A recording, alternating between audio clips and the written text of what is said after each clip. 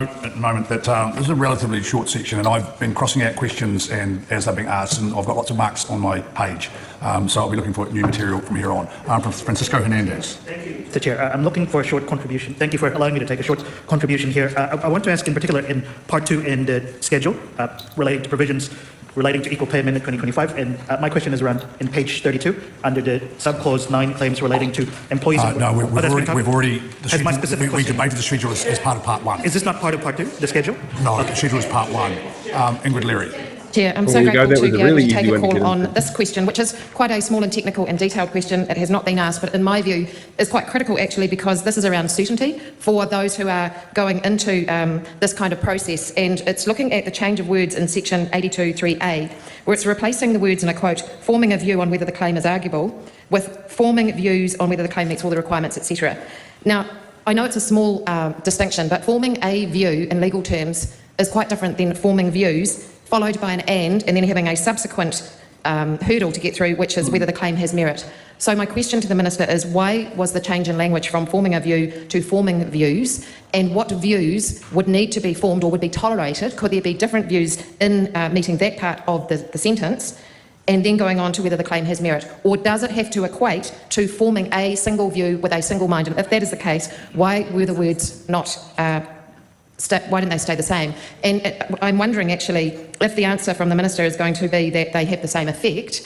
Is this an example of maybe sloppy drafting because it's being done in a hurry? If it is being done deliberately, which I would hope is the case because they are quite different, I think, in effect, then I would like to ask some further questions so we can really tease out the difference between what this provision will do now compared to what it will do when this bill is passed compared to what it is now. Mr. Chair, I'll take that last contribution first. I've already answered that query, but it was made by one of your colleagues just before. It's based on multiple views of the employer, but you can find that reference because your colleague already asked that one. Ginny Anderson, what happens in terms of existing poverty reduction targets and the analysis done? The changes made by this bill are intended to improve the pay equity system, but I note that the question relates to the policy that was debated in Part 1. Okay, so commentary. Right, commentary. Yes, the word arguable makes much more sense in a bill like this than merit, because merit refers to evidence and facts that have been presented. Arguable refers to, hey, here's something that can be argued or asserted for. So it's like, okay, you're making the claim first. Can the claim be argued? Yes, let's argue the claim. The merit comes afterwards. It's like, okay, let's test how strong your evidence is. So why would you switch those two words?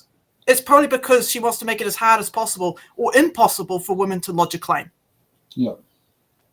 And it's not $17 billion to save. Yeah. I mean, hey, yeah, just change a cheeky little word. But this isn't only going to impact women too. This is also going to impact other demographics too that in the workforce. Like you got Pacifica men and women, Māori men and women who are on average paid less than Pākehā men. So, you know, this is basically just a big FU to anyone that's not a white, straight, pale male. Yeah.